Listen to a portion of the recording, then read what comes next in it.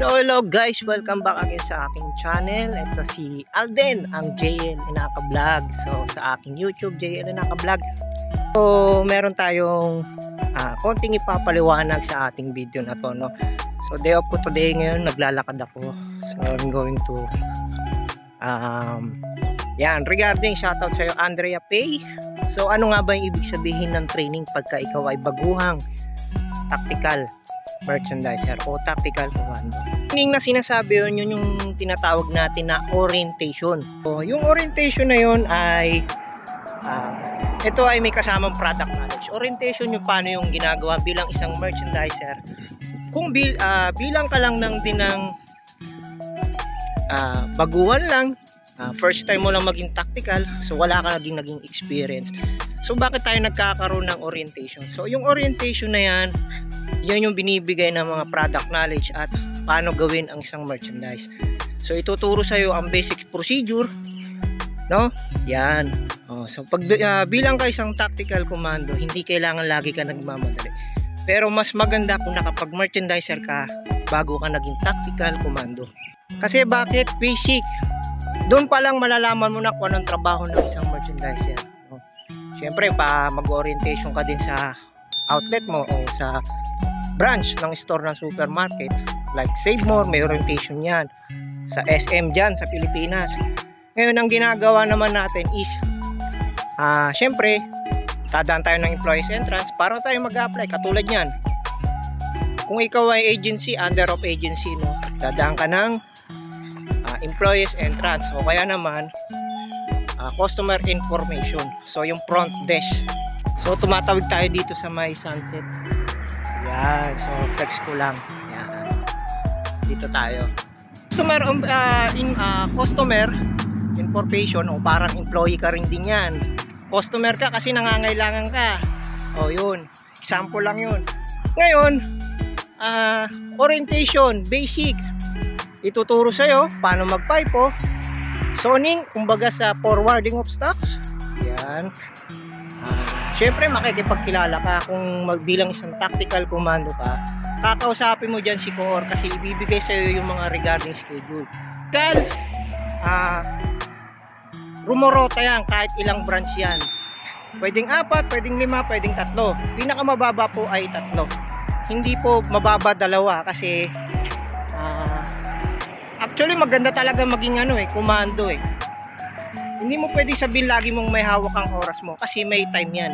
Kung 9 to 6 ka, 9 to 6 ka pagdating sa Pilipinas. Yan. Kung 8 to 5 ka, 8 to 5 ka. Hindi yung may sarili kang hawak na oras, no? So akin lang, disiplina lang eh. Madali lang maging komando. Excuse me. Madali maging komando kasi diyan matututunan mo paano ka maging hindi nyo ba alam ang pagiging komando is maganda maging running, pwede ka na kaagad maging contact ng supervisor, no? Hindi ka dumaan talaga sa pagiging merchandiser mo. Merchandise, di ba? Merchandiser lang, sabi nila merchandise. No, lahat ng tao ngayon saan bumibili? Supermarket. Yan, wag nating ilalang kasi now I am 15 years in merchandising. So ngayon nandito ako sa Amerika. So hindi ako vendor kasi ang tactical dito, ang tawag nila dito is vendor. So underbuy ako ng company, kumbaga direct company ako ng isang kumpanya rito, no? Sa sample ko lang, wala na ako sa Food Lions, lumipat ako ng ibang company kasi I need a full-time job kasi syempre alam nyo naman yung cost of living, no? Wow. So nearby to sa aking bahay. Kailangan ko tumawid. Uy, bubog ako. Tatawid tayo, hintayin natin mawala yung mga sasakyan bago tayo tumawid. So paalala sa akin. So dyan ako before, ngayon wala na po ako dyan. Pero nagpapasalamat ako. Food Lions, thank you for giving me opportunity. No, kahit sabihin kong 4 days lang ako kasi thank you and God bless. So naka-experience tayo kagad ng first time job dito sa Amerika. Food Lions. Yan. So shout out Food Lions. So balik tayo doon. Basic orientation. Ibig sabihin nun, ituturo sa'yo din naman Nabalik tayo ron yung ano yung fast moving, kung food ka or non-food ka, di ba? Yan, kung ano yung fast moving sa'yo, ano yung slow moving. Ituturo din sa'yo yung inventaryo, no? Kung ikaw ba ay per week, per month, every 2 weeks. Ganun yan kasi may iba-ibang company na ganun sa inventaryo. So, huwag kang matakot, basta sugod ka lang kasi pag natutunan mo na yan, basic na sa'yo yan. Pero mas mahalaga, bago ka magkumando, nag-merchandising ka kahit 1 year o 6 months. Pwede yun. O i-recommend. Basta galingan mo lang, di ba? Ang tao naman, kahit sabihin natin hindi marunong, natututo yun. Alam mo, ang pinakamadaling trabaho talaga, merchandising. Yan. Kung sa talento, ano naman yan, mga construction. Hinay, construction at tibay. Kung sa ano, mga haligi ng tahanan yung gumagawa niyan. So, yan shoutout natin ngayon si Pay Andrea, yan. And then sa dati kong last na katrabaho na si Hil Balolo.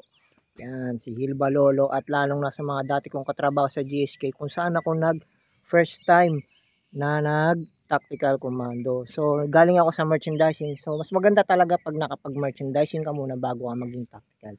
No? So, pwede naman yan kung malapit ka na kagad at talagang maayos ka na magtrabaho, kung nirekomendahan ka na maging tactical, why not? Kunin mo na, di ba? So, shoutout sa mga dati kong katrabaho sa GSK. Yan, ito yung sample ko na dati na sa Maynila ko. Yan, tactical commando ko ng GSK. So, rumorota ako. So, pagkarota ko ng Maynila, ang ginagawa ko, nagsisimba na ako. Dumadaan na ako, di ba? Diba ang tatagal ka lang naman ng 1 hour or 2 hours maximum, pero dapat ang rorotahan mo dun is 4 na outlet o kaya 3, kung mas maganda, kung 5, kung kaya, kung malilit lang talaga. Yan, so ito yung dati kong classmate, nag-merchandising siya, si Mark Baid, shoutout.